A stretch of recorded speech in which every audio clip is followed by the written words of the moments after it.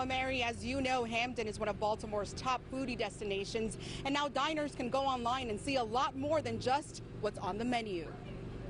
From keeping food at unsafe temperatures to this. Sometimes restaurants are closed and they'll put on their door, "We've gone on vacation," when actually there was a cockroach and mice infestation. In the last 6 months, all types of violations were reported at more than 30 Baltimore food establishments.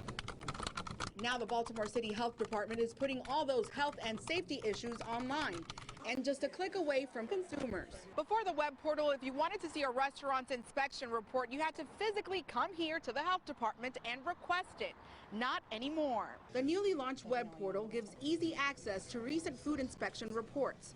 Last year, health officials pushed for restaurant gradings, but the law didn't pass. Health Commissioner Dr. Leanna Wen says this is the next best thing. We believe that people have a right to know how safe their food is. The site includes restaurants and any place that serves food and drinks in Baltimore City.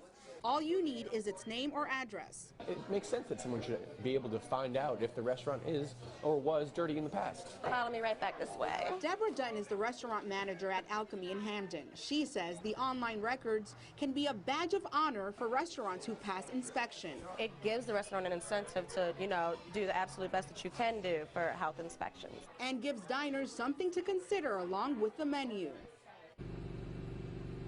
And to report any unsanitary or unsafe conditions at a restaurant, all you have to do is call 311. Reporting live in Hampden, Amy Yency, WJZ Eyewitness News. Back to you. All right, Amy, thank you. And to view the new web portal, we have a link on our website, cbsbaltimore.com.